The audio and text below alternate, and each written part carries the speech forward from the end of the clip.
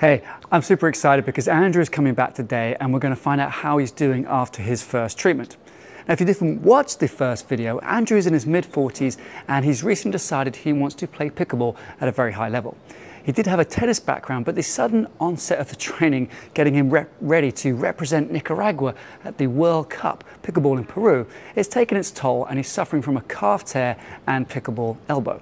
Now, if you want to see how his treatment goes and whether or not he makes it to the World Cup, don't forget to like and subscribe, but also hit that notification bell so you don't miss the next video in this case study. All right, let's go and see how he's doing. Okay, so this is our second treatment.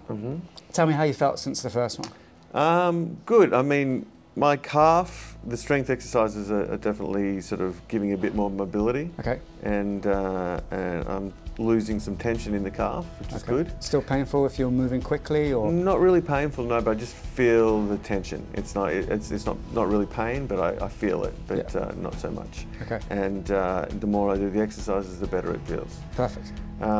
My arm, on the other hand, feels bruised and battered, and I've been doing the sort of turnover exercises, even in the water, surfing or whatever. Yeah. And I definitely still feel that when I sort of twist and move my shoulders around. This is the one where you're moving like this? Yes. Yeah. Okay, good. Yeah. And I think I'm quite swollen here. Yeah. So it's like I feel like a bruised area here. It's actually just down that part of the forearm. Yeah. Okay. So my kids are jumping at me, and you know, they're 3 and 5. They weigh a little bit, and you're wrestling them. Well, not really. I try to avoid it, but you know, Okay. It is what it is. And so my arm's a bit sore. So, but I have also been manipulating it and massaging it. So maybe that's a consequence of that. Okay. Was it sore after the treatment from what I did, you think? No. No, it wasn't. It's been since then. I also went surfing. You know, there's not really a lot of strain on it, but occasionally... The pop-up, did you feel it? No, I wasn't feeling it then, but like a large wave, you sort of have to hold on to the front of your board, and there's some vibration like that, which is can also cause a bit of pain. Anything stand out since I last met you that could have made that worse, like one incident or? Well, one thing I did remember actually is that my triceps have actually been very tight surfing, which is not usual. You get sort of tension in the back, but my triceps have been tight lately, something I didn't mention last time. Interesting, yeah, there's this chain of muscles that can come all the way sort of up and into the back. So yeah, and it spirals as well, so it could be part of that whole thing.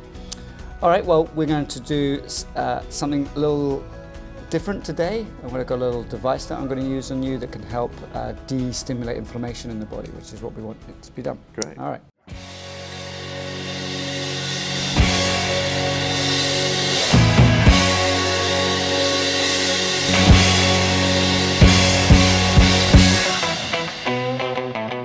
After I finished treating his wrist, I like to use a transdermal electroneurostimulator. And what this does is essentially calms down the nerves, the C fibers and so on that are supplying the pain to his brain, and helps him move his wrist and elbow afterwards with less pain. This one is actually really nice because it has a feedback mechanism that adjusts how much electricity it puts through depending on changes in his skin.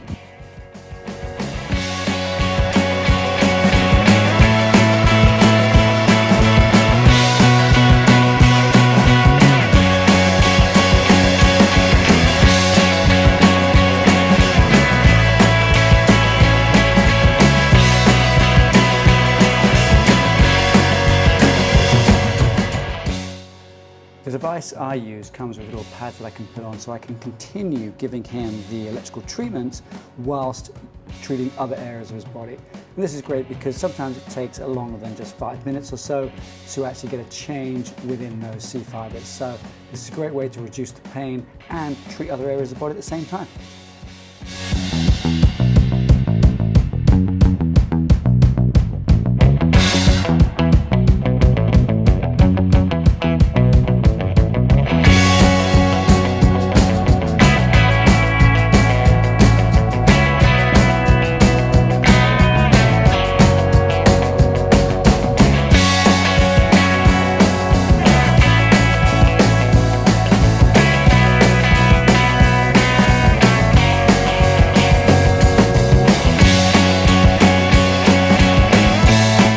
After I've treated and looked at other joints in the body, I like to manipulate areas of the spine, which can help free them up really quickly to get better motion into his back.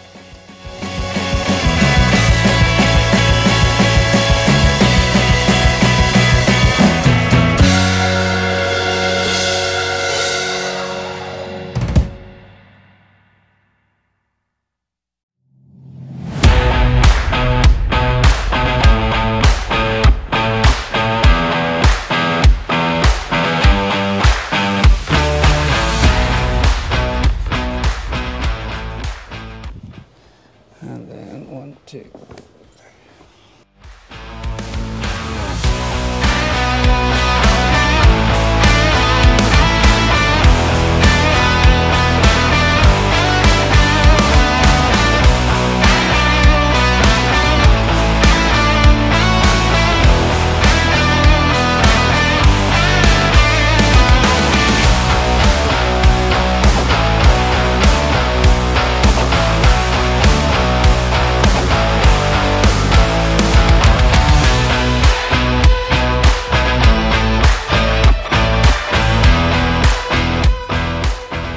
Once I finish working with someone on the table, I like to get them standing so I can get them moving a bit more functionally and find out what else we need to do.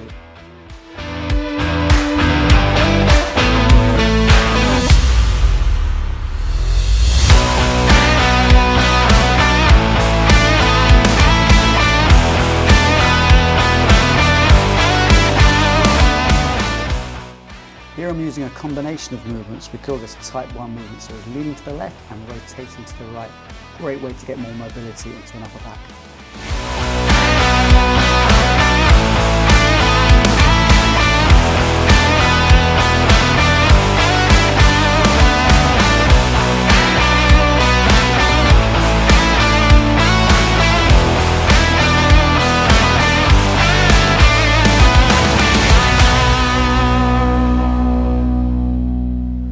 This session with Andrew was interesting because initially when he came back in, he said things were worse. I was wondering whether it was something that I did in the treatment that could make it worse, because that can happen. But actually it looks like it's just been worse from his lifestyle. But he gives us more of an insight into where his pain is. His pain is not where the tendons join the bone. It's more in the middle of the arm and the muscle, which is actually a bit more rare. So it's not classic tennis elbow. But the good news is his calf seems to be healing up nicely. So today I gave him some more whole body exercises to stretch his shoulder, his upper back, and his forearm, which helps integrate those movements into how he's going to play pickleball in just under 2 weeks' time now. There's one big problem in Andrew's treatment, and that is his need and desire to practice. So tomorrow, which is just going to be 24 hours after today's treatment, he is going to be partaking in a team training session. Now I've asked him just to stick to drills, but I also know how it goes. Once you start hitting that ball, competition takes over, and so hopefully he doesn't re-injure himself. Tune into the next episode to find out if he's still okay.